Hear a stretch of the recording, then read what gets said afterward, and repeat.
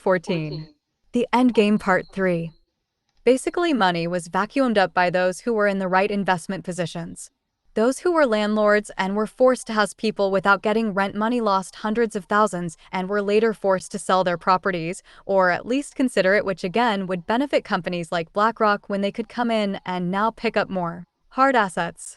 So let's take a look at some of the companies that BlackRock owns large pieces of: Amazon, Pfizer, Moderna, AstraZeneca, Raytheon, Weapons and Wartime Company, Fox News, CNN, Microsoft, Netflix, PayPal, Merck, Pharmaceutical Company, Walmart, and many more. So as we can see here, it wouldn't take a very large group of people invested in these companies to be persuaded that a pandemic would increase profits by 10,000x over a 3 to 5 year period.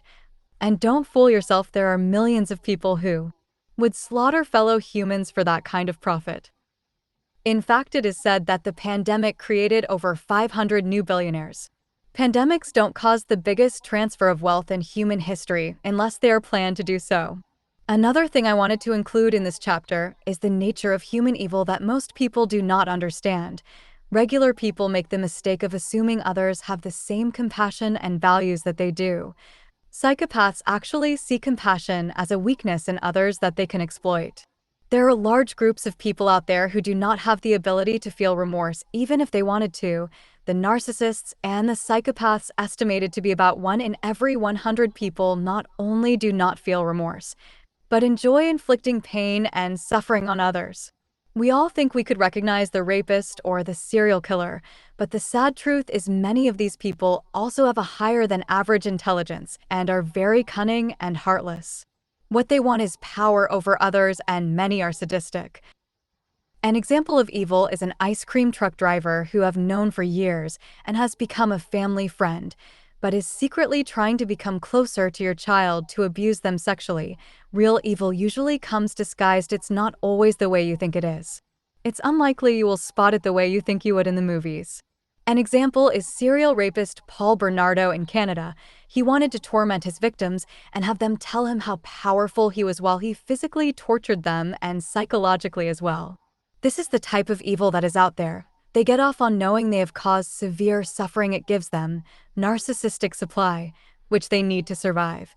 And many, like Jeffrey Epstein, target children because they also enjoy the sick pleasure from harming the innocence of a child. They cannot self-regulate their emotions. They need to have continuous dominance over others in varying degrees. And just to show how they slip through the cracks, they are very manipulative and cunning. For example, an artist's sketch was released of Bernardo, which was about as perfect of a portrait as one could ever hope for, and yet when Bernardo was asked to come into the police station after friends told police the sketch looked like him, he was so charming that the police figured it could never be him. A well-dressed guy with a good job, charming and good-looking. Even police are not immune to being fooled by these people. The reason I bring this up is because most people always think that when people in elite positions commit evil acts, they always assume it's about money and cannot fathom that some people clearly enjoy holding the power, knowing they are making massive groups of people suffer. It brings them power and supply that is far more important to them than money. Sure, they won't say no to money, but that's not always what it's about. And what needs to be understood about this pandemic is it has brought many sick people quite a bit of joy. When you see an interview of Bill Gates laughing as he talks about the next pandemic and saying, well, the next one will get people's attention, with a big smile on his face, or when he is asked if people should lose their retirement pay or RSPs if they don't take the vaccine, he gets a huge smile on his face and can barely stop himself from laughing. Because these people love mass suffering, they get off on it. People like this enjoy playing God. That is the power they are looking for. The biggest mistake you can make is thinking the person next to you has the same values or compassion as you. Just because you would never release a virus that would cause the suffering of billions of people doesn't mean there aren't a million other people who would. As of finishing this book during the first week of September 2022, already we are seeing some interesting developments. The NIH, National Institute of Health, just this week quietly added ivermectin to its list of accepted treatments of COVID-19. After 2 years of Jimmy Kimmel and CNN telling us it was horse paste, and also Dr. Fauci has decided to step away into retirement.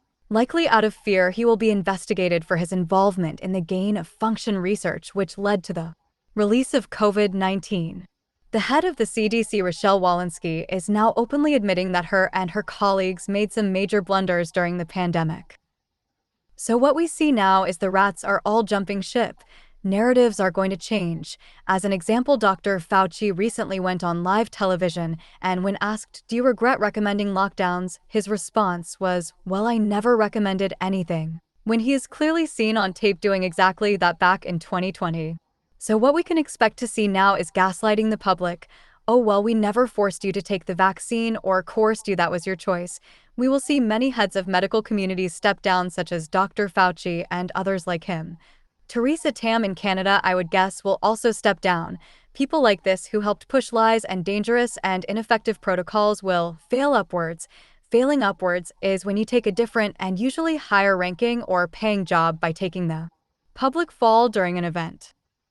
What will happen next is you will see history rewritten and new facts added quietly during the night to websites such as the NIH, who just added ivermectin to the list of treatments for COVID-19 very quietly.